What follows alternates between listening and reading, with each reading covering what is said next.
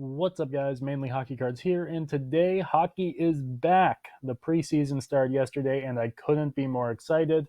With the preseason, nothing is set in stone and everything is unpredictable. You've got PTOs, junior players, AHLers, ECHLers, and just a whole mix of players in general. However, here are 5 preseason storylines that have big impacts on the hockey card hobby. Number 5 is watching the progression of Jonathan Toews returning to Chicago. Toews is one of the best centermen of the past 15 years. And Chicago, although they looked rough last year, look like they could become a playoff team this year. Their goaltending is solidified between Fleury and Lankinen. They picked up Seth Jones. They've got an influx of high-quality younger defensemen, and their forwards actually look pretty solid too. If Toews enters that mix, I'd expect Chicago's values across the board to go back up as they become a formidable contender again. Number 4 has been a popular subject for the better part of the past 3 months. Will Vladimir Tarasenko continue to be a St. Louis Blue?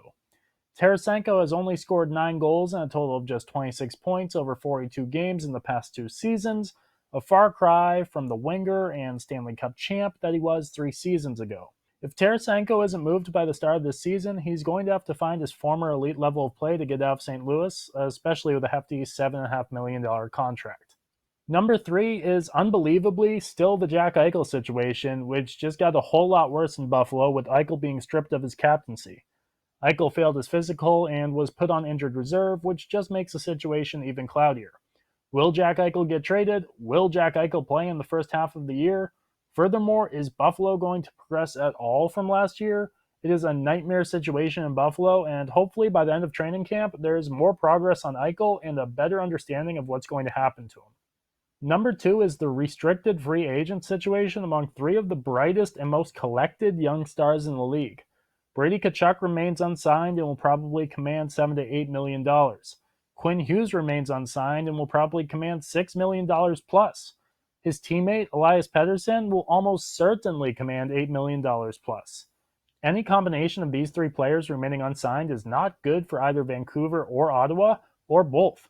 Vancouver will have to work at some cap gymnastics to fit in both Hughes and Pettersson, and Ottawa needs to figure out Tkachuk but not overpay him because they do have some big-name contracts coming up in the near future.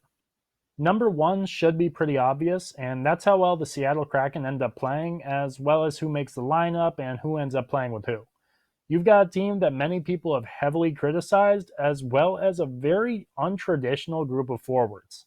Schwartz, McCann, Eberle is a popular version of the first line, and while I totally love Jared McCann as a player and an investment, all 3, in my opinion, are more second to third line type of guys. There's so many question marks around this team that I don't think that there's a single more interesting storyline to follow.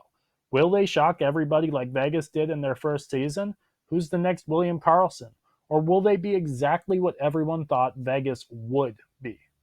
So, what storylines are you all going to be following throughout the preseason and beginning of the regular season? Let me know in the comment section down below. If you enjoyed this video, leave a like and consider subscribing. It's free and you can always change your mind later. Thanks, everyone.